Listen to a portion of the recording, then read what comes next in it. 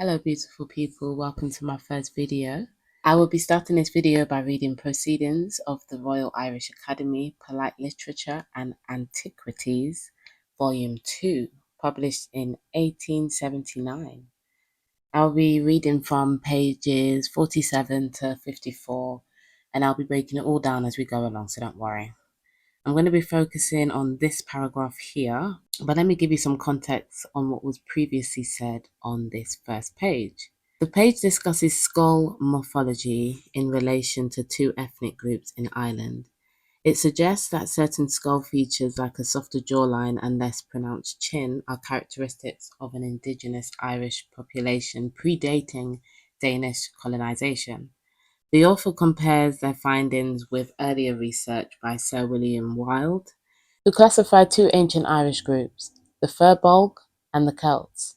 The text speculates on the origins of these groups, proposing connections to ancient Irish mythology, such as the Tuatha de Danann. Okay, first, so let's keep in mind that myths are in fact real history. If we are open-minded people here, then by now I'm sure we have gathered that ancient mythology is real history.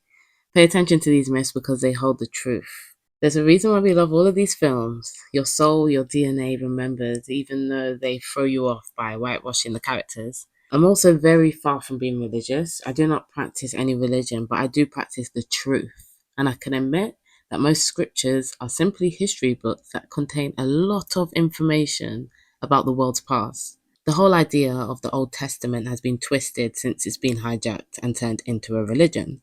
It's simply a story of bloodline and nations and their encounters and journeys across the world. Now let's read this paragraph right here, and I will break it down into simpler terms after. Now of the two primitive Irish races, which he designates as Firbolg and Celt, he has given typical figures. One of these, the Firbolg cranium, will, in all probability, correspond with the remarkable dolichocephalic skull that I have described. These long-headed, black-visaged, dark-haired, swarthy aborigines possess skulls that are principally characterized by the extreme length from before backwards, or what is technically termed the antero-posterior diameter, and the flatness of their sides. He says in addition, now we find similar conditions of head still existing among the modern inhabitants of this country, particularly on the Shannon, where the darker Firbolg race may still be traced as distinct from the more globular-headed, light-eye, fair-headed Celtic people who live to the northeast of that river. So just to make it clear what is being said here, in basic terms, the author talks about two ancient Irish groups, the Firbolg and the Celts. They describe the Firbolg as having long heads, black-visaged, which simply means dark complexion, particularly in reference to the face. It implies that the skin tone of these individuals was dark or heavily pigmented. The author also said they had dark hair. Their skulls are especially long from front to back and flat on the sides. The author also suggests that these traits are still seen in some people in Ireland today, especially in areas beyond the Shannon River. These people are different from those with rounder heads and lighter eyes. So, who are the Firbolg? Some of you must be asking. Good question. I know some people might be aware of these characters from Dungeons and Dragons, which I find interesting, especially because they're depicted as blue or dusky. They're also depicted as giants in Dungeons and Dragons, I think, which is incorrect. They might be mixing them up with the Fomorians, but that is not accurate. That is not accurate. Let's have a look at what mythology says, because according to mythology, the Firbolg are said to be descendants of the people of Nemed, who inhabited Ireland before them. All but 30 of Nemed's people were killed in warfare and disaster. Of this 30, one group flees into the north of the world, one group flees to Britain, and the other group flees to Greece. Those who went into the north became the Tuatha de Danann, the main pagan gods of Ireland. Those who went to Greece became the Firbolg. Lebogabala Eren says that they were enslaved by the Greeks and made to carry bags of soil or clay, hence the name Firbolg, which means men of bags. The Calf Mage Tured says that they were forced to settle on poor rocky land, but that they made it to the fertile fields by dumping great amounts of soil on it. After 230 years, they leave Greece at the same time as the Israelites escaped from Egypt. In a great fleet, the Firbolg sailed to Iberia and then to Ireland. How interesting is it that the myth in quotation marks, says they leave Greece at the same time as the Israelites escaped from Egypt? Could they be Israelites? I don't know. But it's interesting that the story intertwines. Keep all these keywords in mind, okay? Because we're going to ask questions. We're going to ask questions. Interesting. Okay, next question. Who is Nemed? In medieval Irish legend, Nemed, also spelled Nemeth or Nemed, is a significant figure. According to Lebor Bala Aaron, written in the 11th century, Nemed led the third group of settlers into Ireland, known as the Muintir Nemed or people of Nemed. The name Nemed means privileged or holy, interesting, in Old Irish, and is associated with the Druids. In ancient Celtic religions, Nameton refers to a place of worship. The term has roots in the Proto-Celtic language, where Nemos means sky or heaven. The Lebor Bala traces Nemed's genealogy back to Noah, indicating his biblical lineage.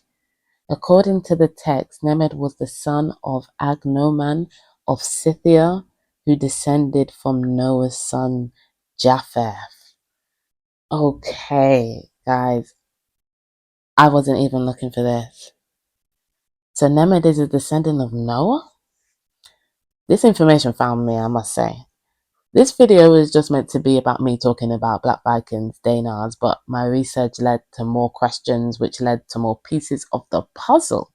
And funny enough, everything always leads back to the Old Testament. I was not aware of this at all, but we live and we learn, but only when we ask questions. We've got to ask questions, but let's get back to the book. All right, let's focus on this paragraph here.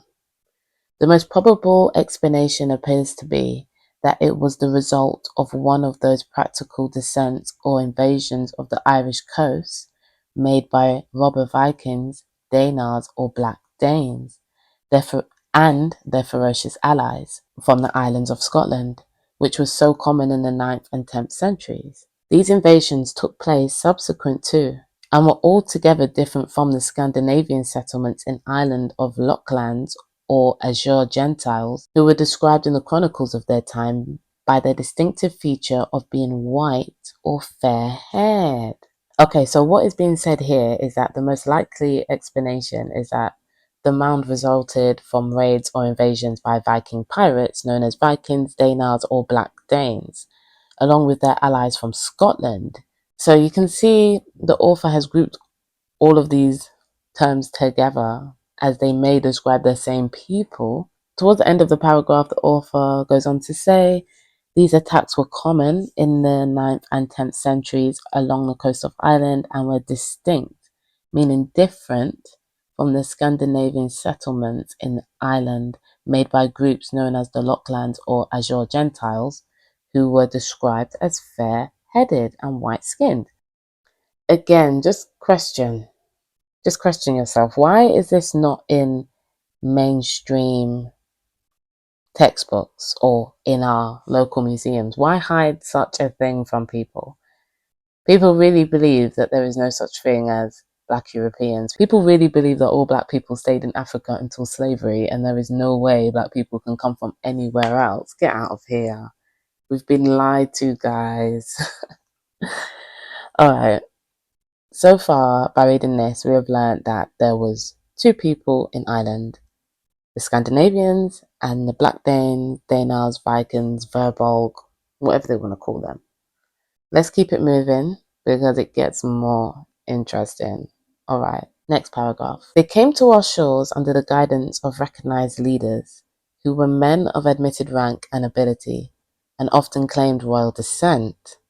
and were acknowledged as kings and chieftains. These colonists settled down and established themselves as the permanent owners of extensive districts of the country. They possessed the land extending for 10 or 15 miles to the north of Dublin, termed Fingal, and that to the south by Donnybrook to Dalkey. Their fortified town on Limphy, Osmanstown, being their principal centre. So here the author basically says these Viking colonists arrived with respected leaders who claimed royal descent. Remember, these are the Fir Bolg, descendants of Nemed, who is a descendant of Noah. Keep that in mind. And they were acknowledged as kings and chieftains. They settled in land extending for 10 or 15 miles to the north of Dublin, becoming permanent landowners in areas like Fingal, Donnybrook, Dalkey, and their main centre was a fortified town called Osmanstown on the river Liffey. Now, I know some of you know this, but for those who don't, let's just break down what dub means. In Old Irish and Welsh, dub is normally given as dark or black, while Middle Irish, Finn, Old Irish Find, Modern Irish Foin is given as light or white. When I saw this, I saw that this definition was linked to another link in the Wikipedia, so obviously I was intrigued and it led down a whole of a rabbit hole. So you guys are going to come with me down this rabbit hole. So I clicked on this link here that says Dubgale and Fingale, and when I looked up the meaning, I read this first page here that basically says the terms Dubgale and Fingale, or Dubgenty and Fingenty, were used in Middle Irish to describe rival groups of Vikings in Ireland and Britain. These terms translate to dark and fair foreigners or black and white foreigners. Similar terms are found in Welsh chronicles, likely derived from Gaelic usage.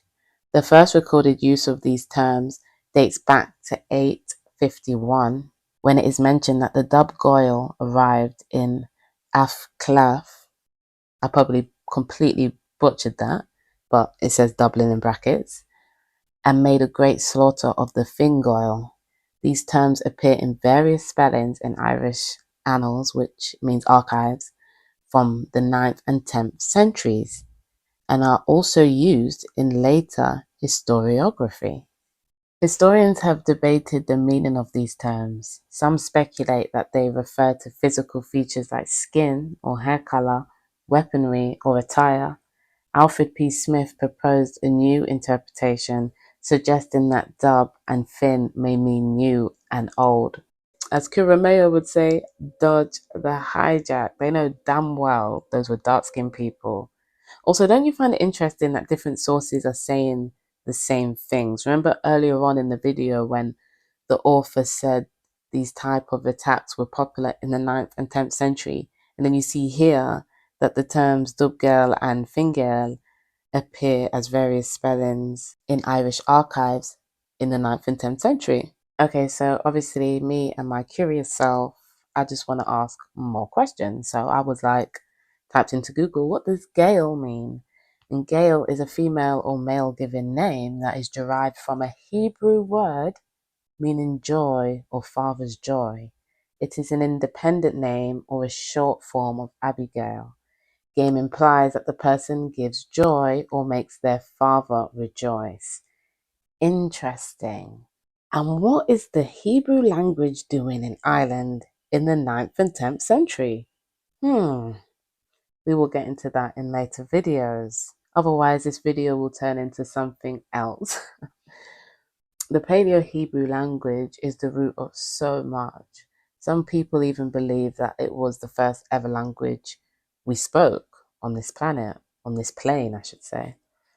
And it was also quite universal amongst people of color, especially those with biblical descendants. But you see how you have to put these pieces together yourself. And once you start asking questions, it all starts to make sense. So those were the main parts of that book that grabbed my focus. So let's just summarize and conclude what we just read here and also what we didn't read. because it's a whole lot of information all at once and I want everybody to keep up. So I was reading pages 52 to 54, where the author was describing a discovery of objects, including rusty iron pieces, found in a mound. They believe that the mound contains the remains of one warrior buried with his weapons, suggesting he died from a sword wound to the head. Additionally, they mention that the mounds covered the bones of multiple individuals, men, women, and children thrown together, with some showing evidence of violent deaths. They mention that at least 4 groups of heads appear to have been, taken off. Can't really say certain words because, YouTube, but it was extremely disturbing. Just read the 2 pages for more details yourself. But the exploration leads the author to conclude that these individuals were not killed in battle, as the victims included unborn infants, children, the disabled, and mothers with their children of all ages, all buried together. Furthermore, there is evidence suggesting that the victims were stripped of all their belongings, with only a few insignificant items left behind. The author also notes the absence of coins, suggesting either a lack of monetary currency or deliberate removal by the perpetrators. The exact date of the massacre remains uncertain. The author then continues to explain that some people speculated that the massacre might have been caused by Cromwell's soldiers attacking Baghatrath Castle. But this theory doesn't fit because Baghatrath is on the opposite side of the Dodder River, and there was no signs of gunshot wounds or bullets at the site. The injuries were consistent with sword and spear wounds, not gunshot wounds. Another theory suggests the victims were Dublin citizens slaughtered by Wicklow tribes in 1209, but this theory also doesn't align, as the location of the massacre doesn't match historical records of the event. The most likely explanation is that the massacre was the result of practical invasions by Vikings, Danes, or Black Danes, along with their allies from Scotland, which were common in the 9th and 10th century. These invasions were different from the Scandinavian settlements in Ireland and were characterized by ferocious attacks on the Irish coast. Funny they mention Oliver Cromwell in this book too, because we will get into him on a later date. He's very prominent in history and not for good reasons. And I find it funny they immediately thought that this terrible massacre was due to the result of Oliver Cromwell and his orders. So you can only imagine what atrocities this man did to melanated people in the past. But again, that's another video for another day. All right, moving on to the next source. For this second part, I will be reading and dissecting through the book Origin of the Anglo Saxon Race, the study of the settlement of England and the tribal origin of the Old English people, published in 1906. We will be diving straight into chapter 7, which is ironically called Our Darker Forefathers. As I said, people in the past knew this stuff. Prior to the 1920s, before the huge global reset and the world wars, which is commonly thought to be linked to the reset, but again, that's another topic for another video. So, chapter 7, Our Darker Forefathers. Firstly, I will give you some context on what was said before I jump straight into the paragraph. So, on the previous page, the author talks about how people in different parts of England have different hair and eye colours. They noticed that in places like Hertfordshire, Buckinghamshire, Wiltshire, and Dorset, there were more people with a mix of brown features like brown eyes and dark hair compared to other areas. They think this might be because a long time ago, when the Saxons settled in England, they mixed with local British people in these areas. Over time, this mixing led to more people with brown features. They also mention places like Hertford and Buckingham have people with dark features similar to those in Wales. The author thinks it's important to consider these facts when studying the history of these areas. Okay, now let's read this highlighted part of the paragraph here together, and then I will break it down into simpler terms after. As there are some difficulties in this conclusion, the question arises, is there any other way in which the origin of these mixed brown people surrounded by others of a somewhat fairer complexion can be explained? An alternative explanation is that people of a darker race may have come with the Angles, Saxons, or Danes and have settled largely in these parts of the country. There is circumstantial evidence that people of a brown or dark complexion did come into England during the time of both the Saxon and the Danish settlements, and this may now be summarized. So what was said here is that the author suggests another possible explanation for the presence of people with brown features in certain parts of England. They propose that individuals of a darker race might have arrived with the Anglo-Saxons or Danes during their settlement in England. They also point out that there is some indirect evidence suggesting that people with brown or dark complexion did indeed come to England during both the Saxon and Danish settlement periods. This suggests that the presence of mixed brown individuals in these specific areas may be due to the settlement of darker skinned people alongside the Anglo-Saxons and Danes. Okay, now let's read this part together. Then, as always, we'll break it down after. I've got you guys, I get it. First, we have the evidence that the Wends were among the settlers either during the early period or later in alliance with the Danes. The Wends, especially so called by the Germans, include some tribes much darker than the Saxons and Angles, as the remnant of the race still called Wends living on the border of Saxony and Prussia at the present time shows. They are the darkest people in northern Germany according to the official census. From 26 to 29% of the children of the Wendish district of Lusatia, south of Dresden, was shown by the census to be brunettes. Notwithstanding the admixture of race with the much fairer people of Teutonic descent, which has been going on along this borderland since the dawn of history. All the Slav nations are not dark. Some are as fair as Scandinavians, while others, such as the Wends and the Czechs of Bohemia, are dark. Okay, let's break it down. Let's break down this paragraph. The author says that the Wends were a historical group of Slavic peoples who inhabited present-day northeast Germany. The term Wends does not refer to a single homogeneous people, but encompasses various tribes and groups depending on the context and time period in which it was used. Keep that in mind. The Wends had darker skin than the Saxons and Angles. Even today, their descendants living near Saxony and Prussia are among the darkest people in northern Germany. This suggests that some darker skinned people might have come to England along with the Saxons, Angles, or Danes. We got that part right. And I love the fact that the author says that these dark skinned people could have come along with the Saxons, Angles, or Danes, because to me, that means that all three of these people were dark skinned, or they at least contained a huge percentage of darker people. The author then mentions that despite mixing with fairer people over time, many children in a Wendish area still have brunette features. Okay, let's break down what the original and old definition of brunette is, because in modern days it has changed over time, and that is the same for many other words. As Kuramaya would say, dodge the hijack, dodge the hijack. I don't know if you know Kuramaya.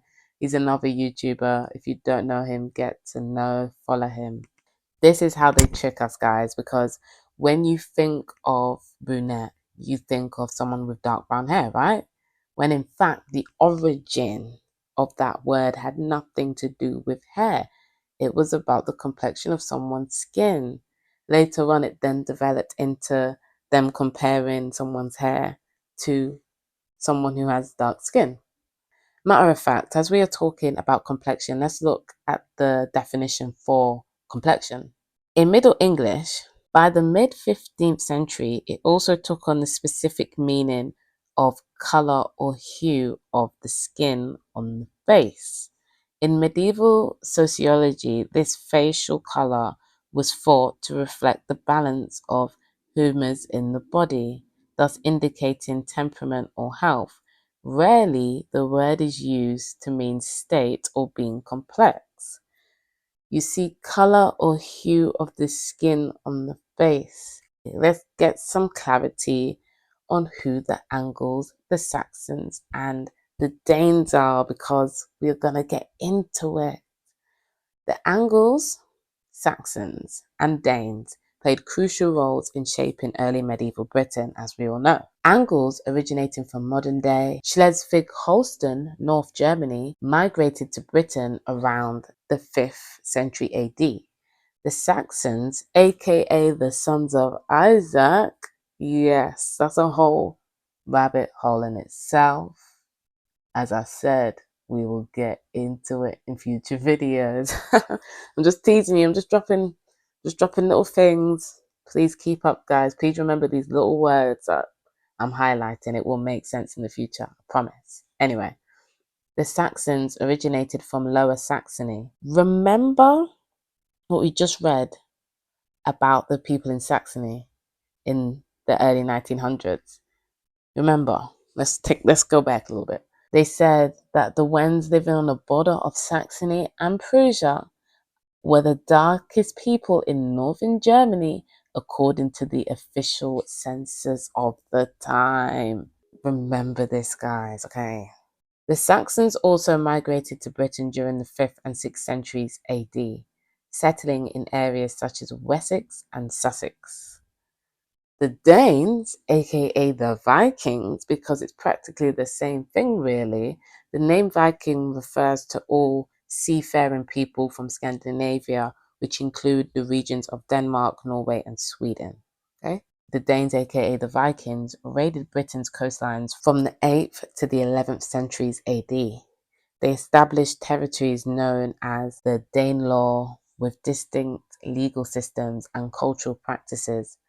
Their influence is evident in place names, language, and genetics in certain parts of English. All right, let's carry on with this book. There is, in addition, evidence that points to Norwegians of a brunette appearance as another source whence brown complexioned people may have come into England.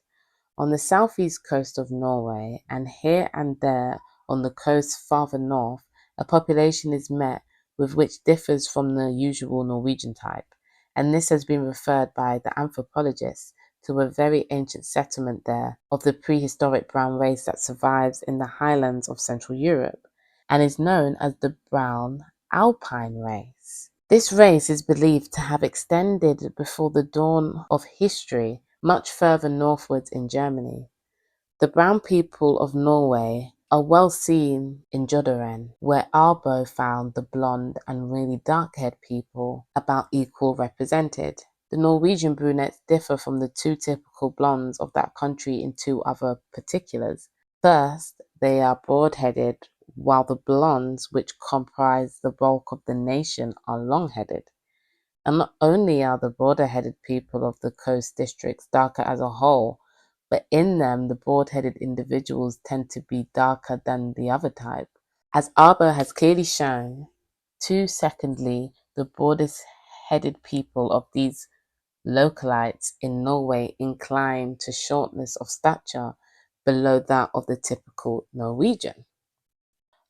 Okay, let's break it down. The author discusses evidence suggesting that Norwegians with brunette appearances may have also contributed to the population of brown complexion people in England. In certain parts of Norway's coast, there is a population different from the usual blonde-haired Norwegians. Anthropologists think this is because of an ancient settlement of a brown Alpine race from Central Europe. Okay, so if you don't know what an Alpine race is an historical race concept defined by some late 19th century and early 20th century anthropologists as one of the sub-races of the Caucasian race. And here the author says a brown Alpine race. The author then continues to say these people are believed to have spread into Norway a long time ago, in places where both blondes and brunettes are found. The brunettes tend to have broader heads and are darker skinned than the blondes. Additionally, they are often shorter in height compared to typical Norwegians. For the next few pages, I will be summarizing what the author is saying and focusing on the main points, just to speed things up, you know. So on this page, the author questions whether the large proportion of brunettes in Hertfordshire and Buckinghamshire would solely be explained by British settlement, considering evidence suggesting the influence of the Wends and the Norwegians with darker features. They then discuss how colour names as surnames and place names may reflect the origins of early settlers.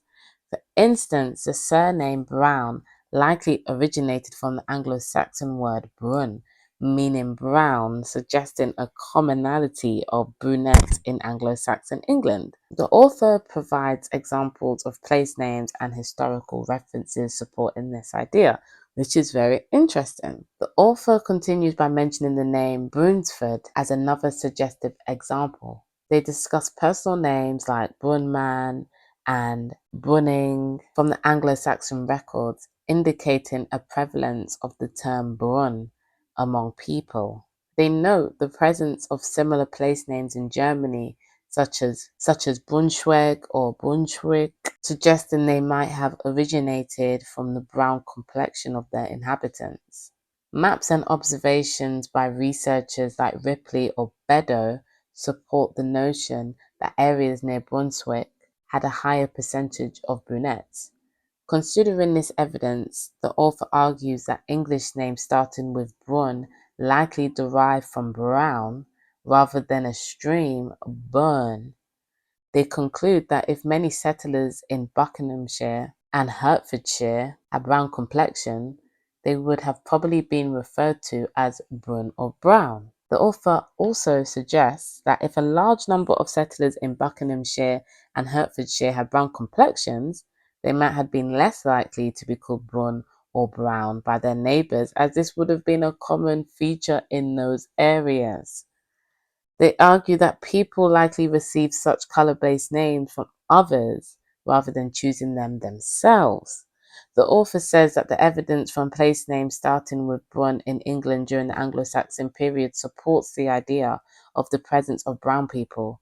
Additionally, names starting with Dun might also refer to brown-coloured people or their descendants, rather than just hills or fortified places as traditionally thought.